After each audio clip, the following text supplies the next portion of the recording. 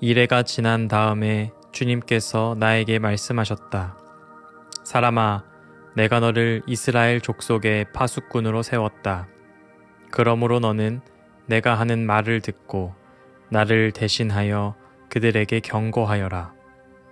가령 내가 악인에게 말하기를 너는 반드시 죽을 것이다 할 때에 내가 그 악인을 깨우쳐 주지 않거나 그 악인에게 말로 타일러서 그가 악한 길을 버리고 떠나 생명이 구원받도록 경고해 주지 않으면 그 악인은 자신의 악한 행실 때문에 죽을 것이지만 그 사람이 죽은 책임은 내가 너에게 묻겠다.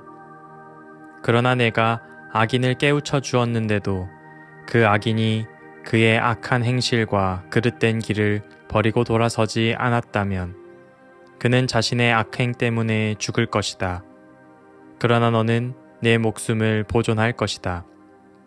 또 만약 의인이 지금까지 걸어온 올바른 길에서 떠나서 악한 일을 할 때에는 내가 그 앞에 올무를 놓아 그 의인 역시 죽게 할 것이다.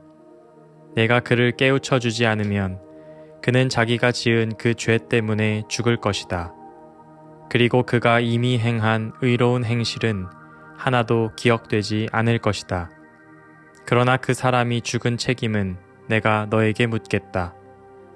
그러나 의인이 범죄하지 않도록 내가 깨우쳐 주어서 그 의인이 범죄하지 않았으면 그는 경고를 달게 받았기 때문에 반드시 살게 되고 너도 내 목숨을 보존할 것이다. 에스겔서 3장 16절에서 21절 말씀. 우리에게 하루가 주어졌다는 것은 하루를 충실히 살아야 하는 책임이 있다는 말과 같습니다. 책임이라는 단어를 들으면 우리는 흔히 피곤함이나 부담감 같은 감정을 먼저 떠올립니다.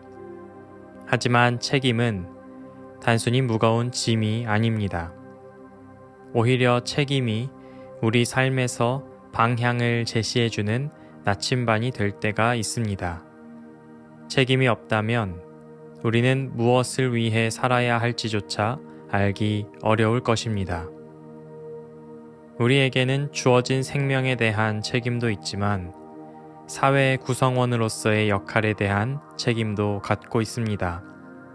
부모로서, 직장에서 등 매일의 일이 당연하게 느껴지기도 합니다. 그러나 각자의 자리에서 순간의 한마디, 한 행동이 다른 이들에게 미칠 영향을 생각할 때 그 책임의 무게는 결코 가볍지 않습니다. 오늘 본문에서 하나님은 에스겔에게 파수꾼의 역할을 맡기십니다. 파수꾼은 높은 곳에 서서 경치를 즐기는 사람이 아닙니다. 위험을 발견하면 즉시 경고를 보내야 하는 책임을 가진 사람입니다. 만약 에스겔이 침묵한다면 그 책임은 에스겔에게 돌아옵니다. 17절에서 하나님은 에스겔에게 말씀하십니다. 사람아, 내가 너를 이스라엘 족속의 파수꾼으로 세웠다. 그러므로 너는 내가 하는 말을 듣고 나를 대신하여 그들에게 경고하여라. 파수꾼은 위협을 보았을 때 반드시 그것을 전달하여 다른 이들이 준비하고 변화할 수 있도록 도와야 합니다. 이 말씀은 명령이 아니라 사랑의 표현입니다. 경고는 상대방을 두렵게 하려는 것이 아니라 나쁜 길에서 벗어나길 바라는 마음에서 나오는 것입니다. 어두운 밤길을 걷는 사람이 낭떠러지로 향할 때 그를 보고도 침묵하는 것은 사랑이 아닙니다.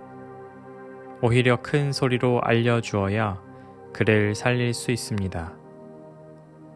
우리가 주목해야 할 것은 침묵의 위험입니다. 에스겔이 침묵하면 그 책임은 에스겔에게 돌아옵니다. 이 원칙은 우리 삶에도 동일하게 적용할 수 있습니다. 우리가 해야 할 말은 때론 불편할 수 있지만 침묵보다 더 큰 결과를 가져올 수 있습니다. 본문은 우리의 책임과 타인의 선택을 명확히 구분합니다. 만약 에스겔이 경고하지 않아 악인이 죽는다면 그 책임은 에스겔에게 있습니다. 하지만 에스겔이 경고했음에도 악인이 듣지 않는다면 그 책임은 악인에게 있습니다. 이는 우리가 해야 할 일을 다하되 결과는 상대방의 선택에 달려 있음을 깨닫게 합니다. 우리는 책임의 경계뿐 아니라 우리의 한계를 마주하게 됩니다. 우리의 한계는 명확하여 세상의 모든 악을 바꾸거나 해결할 수 있는 힘이 없습니다. 그러나 우리의 힘으로 단번에 바꿀 수 없다 하더라도 맡은 역할에 충실하지 않는 것은 파수꾼이 위험을 보고도 경고하지 않는 것과 같습니다. 파수꾼은 결과를 책임지는 사람이 아니라 경고를 전하는 사람입니다. 하나님께서 에스겔에게 경고의 사명을 맡기신 이유는 이스라엘에게 순종의 행위를 요구하기 위해서가 아닙니다. 그것은 공동체를 회복하기 위한 길이었습니다. 우리가 가정과 직장, 교회와 사회에서 다른 이들을 위한 경고의 목소리를 내야 할 때가 있습니다. 우리가 해야 할 첫 번째 일은 책임을 다하는 용기를 가지는 것입니다. 부당한 상황을 외면하지 않고 진리를 말하는 것입니다. 그리고 우리의 한계를 인정하고 결과를 하나님께 맡기는 신뢰를 가지는 것입니다. 이는 단지 우리의 부담을 덜어내는 것이 아니라 하나님의 뜻이 우리의 삶을 통해 이루어질 것임을 믿는 것입니다. 마지막으로 우리의 삶에서 경고는 단지 꾸짖는 것이 아니라 사랑의 표현임을 기억해야 합니다. 부모가 자녀를 사랑하기에 잘못된 행동을 바로잡으려 하듯 우리의 경고는 상대방을 위한 배려와 사랑에서 비롯되어야 합니다. 사랑이 담긴 경고는 늘 상대를 존중하려는 태도를 가져야 합니다. 같은 말이라도 어떻게 표현하느냐에 따라 받아들여지는 의미는 천차만별입니다. 쉽고 편하게 말하는 것으로 경고의 책임을 지지 않고 조심과 존중을 담아 해야 할 말을 합시다. 우리가 맡은 자리에서 책임을 다하고 해야 할 말을 용기 있게 전하며 결과를 하나님께 맡길 때 하나님은 우리를 통해 이웃과 공동체를 회복시키실 것입니다. 부드러운 사랑의 태도와 확고한 책임감으로 오늘도 우리의 자리에서 하나님을 나타내는 삶을 살아가도록 합시다. 사랑의 하나님, 우리가 맡은 자리에서 책임을 다할 힘과 지혜를 허락하여 주십시오.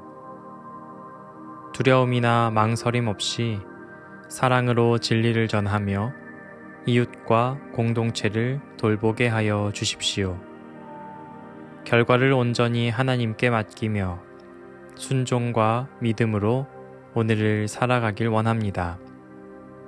우리의 작은 순종을 통해 하나님의 크신 계획이 이루어지길 간구합니다. 아멘.